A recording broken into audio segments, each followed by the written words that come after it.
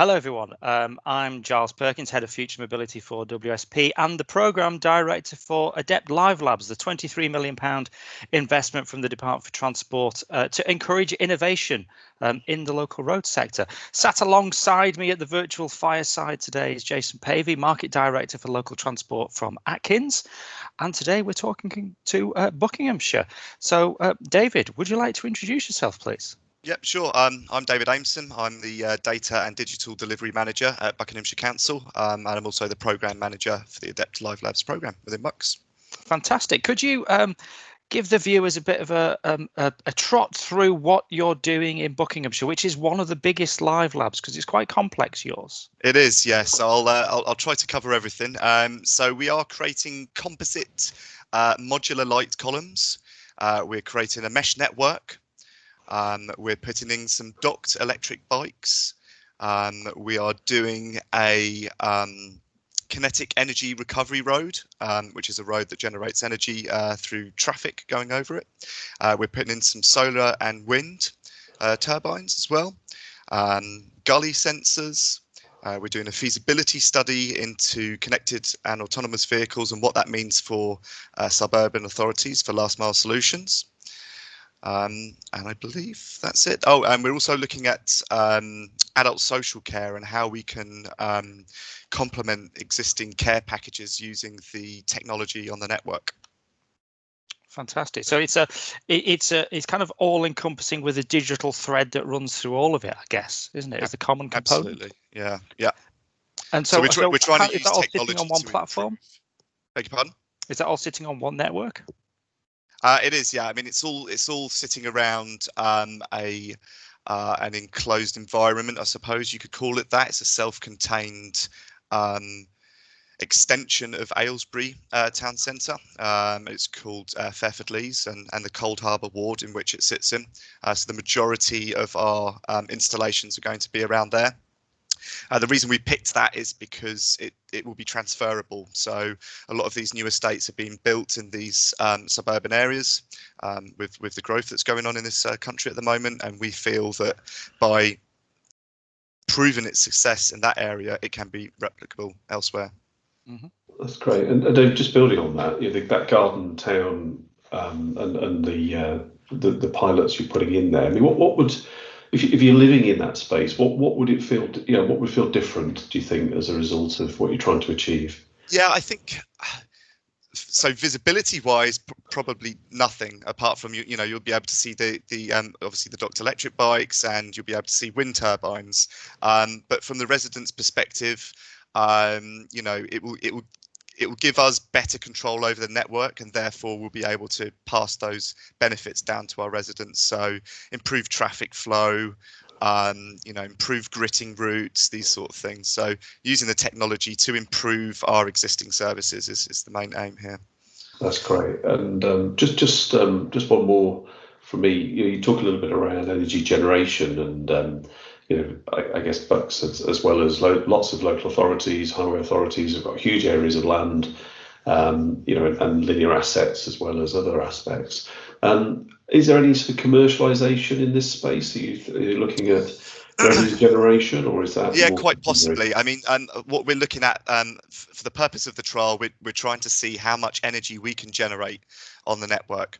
Now, that may be our initial attempt is to generate enough energy to power the lanterns on the road, the sensors on the road, or any other street furniture that requires power. The potential is there that we could create more power, and that power could be put back in the network, and we could get some monetary income for that. But obviously, time will tell. We'll see how much energy this does generate in the future. I think one of the interesting things about your live lab is the use of composites. And I know you've been on a journey in terms of that kind of initial concept when you pitched for the live labs originally, and now you've got approvals in place. Could you just kind of give people a flavour of the journey that you've been through on actually moving to something that is quite radical in a local authority highway space? Absolutely. I mean, our first when we first approached the live labs, our first idea was to create a complete 3D printed lamppost and lamp column. And obviously, upon looking into that further, that we did come across some challenges. Some of which was that to get sign off for it to be able to go on the network, it wouldn't be able to be made out of recycled material, and it wouldn't have met the stress tests. So we went back to the drawing board, and we thought, well, what can we do that that will save us money in terms of putting these things up on the network, and that will save us money in terms of the long-term investment. So the composite lighting columns are a plastic and fiberglass composite, and the idea is that their sort of half-life will far exceed those of a typical steel column. And because they're modular as well, if a section breaks, then we can just replace that section. And they're so light and strong that it can be done by one person rather than using a cherry picker. And you know, a 2 or 3 man team. So there's huge savings to be made across the board with these. And given the nature of what that material is, as I understand it, that's kind of future ready for whatever sensors and other things go at the top of the column. So you haven't got all the usual restrictions of steel and metals and interference, etc. No, yeah, absolutely. So we've retrofitted them all for us to be able to fit charging stations on them, and for our sensors installation as well. So fantastic. So has that sort of led to a bit of a mind shift, David, in terms of how you look at your highway assets? You know, what their actual purpose is. Absolutely. I think when we started this adventure, we wanted to sort of challenge the status quo. We wanted to look at, you know, when we build a road, what do we do when we're building a road? Do we just lay the tarmac, or do we put these energy harvesters in at the same time? And I think it's just revisiting traditional methods and adding a new twist to those to improve on the service that we're providing on the network and to our clients and whatnot. I think one of the things I found interesting in a similar vein is the emergence of the social care angle within what is a highways project. Could you just kind of step through almost the eureka moments as to how that's come about, and particularly what it's meant for the team and what you intend to deliver? Because it's one of the things I've got the most excited about on Live Labs was that kind of coming together of two adjacent functions of local authority to really deliver bigger benefits. And it's something that was completely a curveball, to be honest, in terms of the trajectory of the projects. It was, yeah. I think originally I wanted to see what else we could do with the mesh network. So we were thinking about what other areas we could do, and we were looking at transport, assisted transport, and then we started delving into the adult social care piece. And it became apparent that we could really, you know, there were a lot of gaps and sort of I suppose you could call it archaic processes in how we deliver our social care. It's very much paper-based. There isn't a lot of technology used. It is starting to, you know, be a trend to get that way. And I thought, well, what can we do? And we just started delving into it, and you know, we started tackling it from a few angles. And then, of course, during this program, we obviously had COVID and lockdown, and because of that, the need for this got more exposure. And the more exposure it got, the more interest it got from our other service, being adult social care. And we've really got buy-in from them and worked together to create something I think that will be quite special once. And you've even got a secondment into your team. That's correct, isn't it? Yes, permanent member now. Permanent member. Wow. Permanent member. So this is revolutionary. Yes. Yes. Yeah. Absolutely. Yeah. So I wanted to get a specialist in just to make sure, because it's such a delicate area, just to make sure that we are where necessary cutting the right red tape. Because obviously we're dealing with people's lives directly here. So yeah, we got a specialist in from adult social care who's running this piece now, and I hope that at the next event that she'll be talking about what we're doing in more depth for us all. So a question for Jason. I'm going to go off piste a little bit.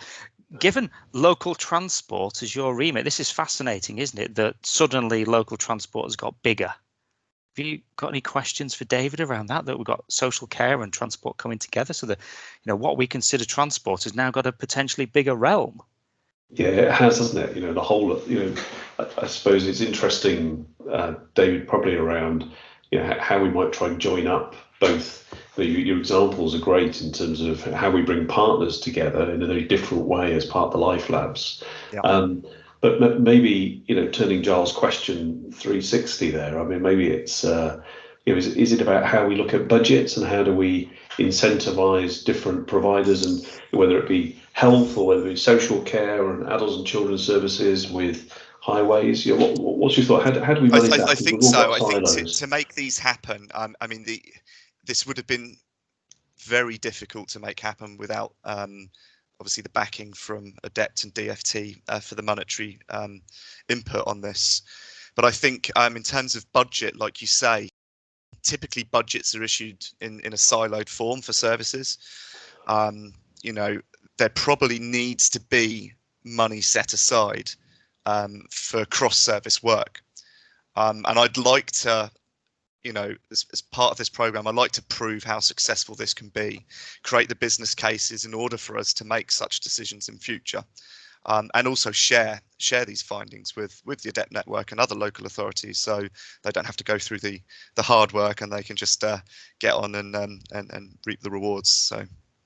And that business case piece is key, isn't it?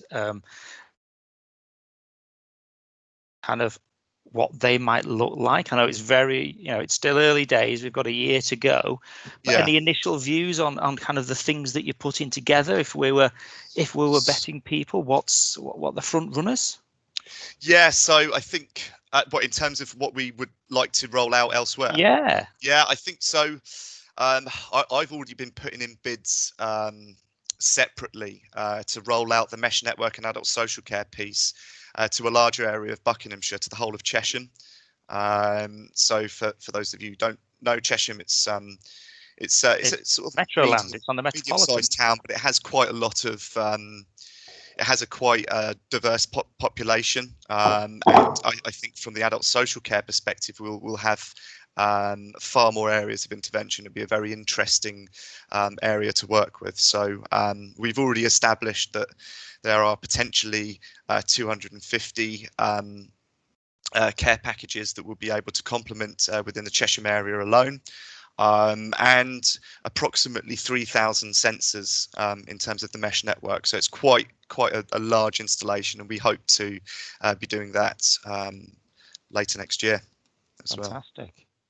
So that's kind of Live Labs spinning out into further innovation, which is really encouraging to hear. And other areas that from the Live Labs that have made sort of strides in other areas of the business, I suppose, because of the initial success of the cycles. We're looking to expand those within Buckinghamshire, whether that's e-bikes or your sort of typical Boris bikes. We're not quite sure at this moment in time, but we're also doing a e-scooter trial because of that, and the knowledge expertise that we gained from the e-bikes really helped us in terms of pushing forward quickly with the e-scooters as well.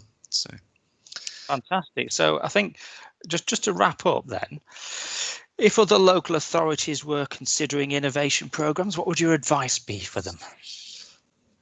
Absolutely go for it. Just keep an open mind. Don't be afraid of the challenge. It doesn't always have to be successful, but if we have the money to give these things a go, make sure you share your findings with other local authorities. We're all in it together. It's good fun. It's a good place to be. Brilliant. Thank you very much, David. Thank you, Jason. If anybody wants to find out more about Adept Live Labs, just Google Adept Live Labs, where you'll find our white papers, which is sharing information. You'll find our end of year report. You'll find news blogs and items and all sorts of content. So I hope you've enjoyed this, and we hope to see you soon. Thank you. Thank you.